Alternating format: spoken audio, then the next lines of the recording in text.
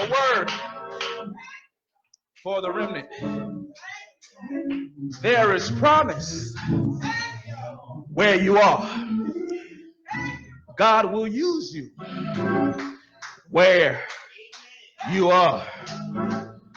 And God is with you where you are. Doors of the church are open.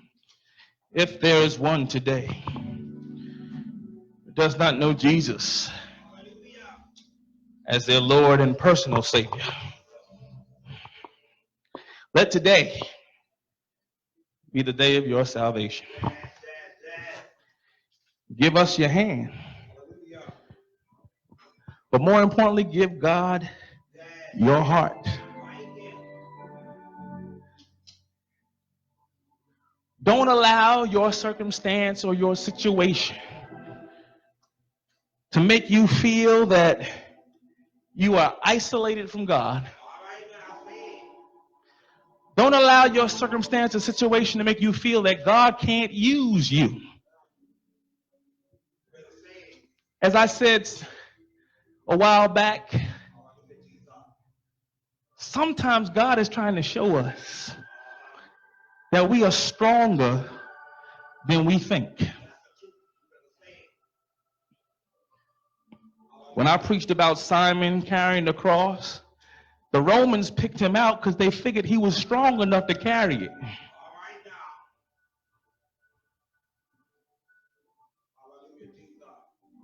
When you have God on your side and his power is made perfect in your weakness, you have a strength that comes not from you, but a strength that comes from God.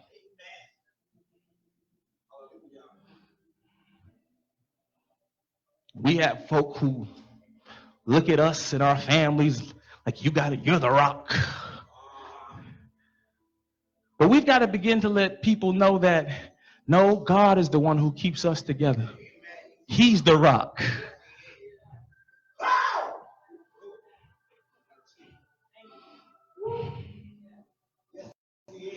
Because all of us, we go through our periods of time where we're about to lose our mind. We've all thrown up our hands and said, I can't do this anymore. You see, we've got to stop pretending like we don't have those discussions. Whether it's with others or inside our own heads.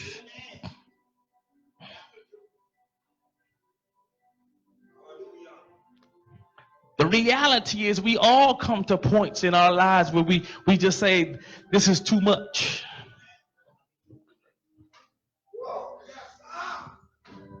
But that is why it's so important to be connected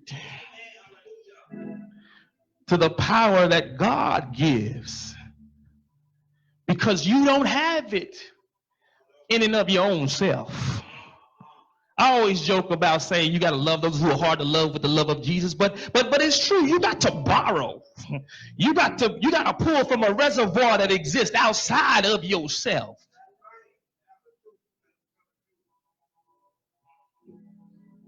You know, I study a lot of stuff and read a lot of stuff. New York City does not have enough water in its boundaries to supply the water for those who live there. You heard of the Croton Reservoir? That's upstate. The water that they need, they don't have. But they're able to tap into a source that's outside of themselves. Y'all not hearing me?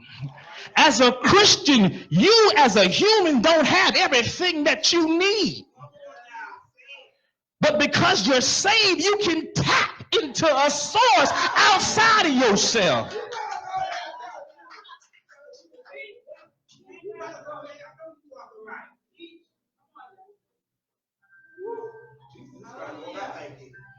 Sometimes folk come to you with a question.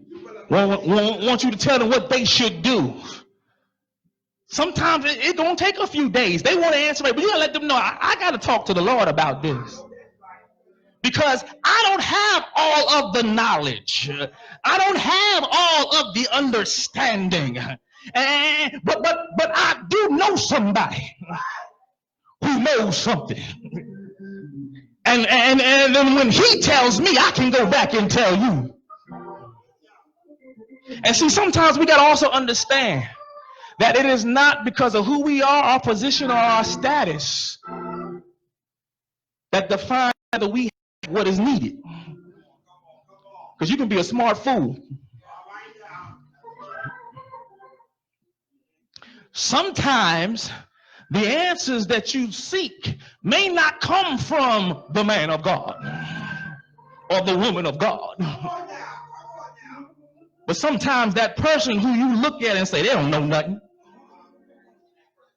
God will send that person right there because they are a willing and available vessel. Because they're tapped in to a source outside of themselves. The sad part of the story, if you keep on reading the text, unfortunately, those with Jeremiah didn't listen to him. After they asked him, go to God, find out what we should do, and they made the promise, we will obey and listen to everything that God tells you to do. Jeremiah said, God says, stay here. Well, you keep on reading the text, you find out they went on to Egypt anyway.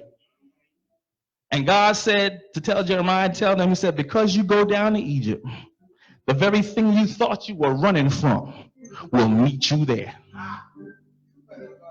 The Babylonians got them in Egypt. Sometimes we think we're running from something, and we end up running right into it. You got to ask the Lord for patience to wait till your change comes. Everybody always tells me, they're like, oh, you so patient. You so patient. I let them know I'm not really that patient. I was born 2.5 months early. I'm not patient. But I have learned that if I ask the Lord to give me patience, that's what helps me. I can be mean too, but I understand that the fruit of the Spirit is kindness and gentleness and meekness and long suffering and patience. Those are things that you may not have in and of your own self, but when the Spirit gets on the inside, you are able to do those things that God has called you to do. See, one part of the fruit of the Spirit is self-control. You know, we always talk about, well, I couldn't help myself. Which is a true statement. You could not help yourself. But if I got the Spirit on the inside, the Spirit will give me the self-control that I need. The Spirit will bridle your tongue. The Spirit will curb your appetite. Yes, see, you got to be honest. You got to know what your flesh will do. But then you got to know what the Spirit will do. You know, when we want to pull off the earrings and pull out the razor blades and cuss folk out and all that other stuff, that ain't the Spirit talking. That's flesh. And there are times, yes, you do feel like letting folk know a thing or two.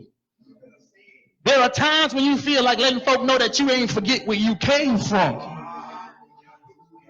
But when you're trying to live for the Lord and you know that you are accountable to the Lord, you're like, God, bridle my tongue.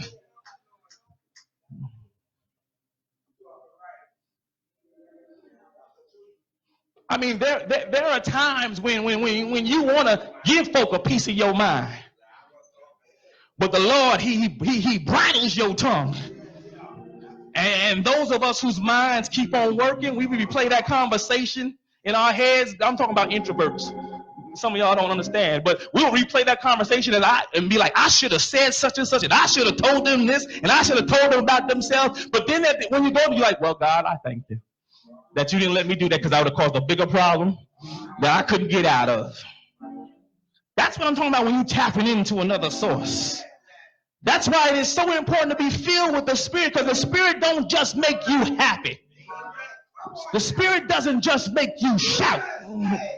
The Spirit helps you to live right and to love right and to do right.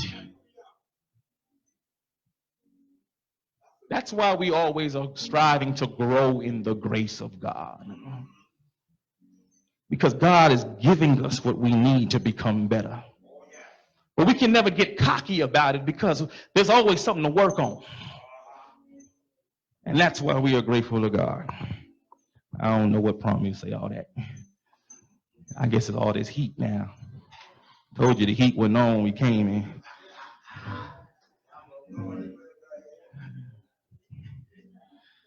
Doors of the church are open. If there's one, as we stand and sing our invitation.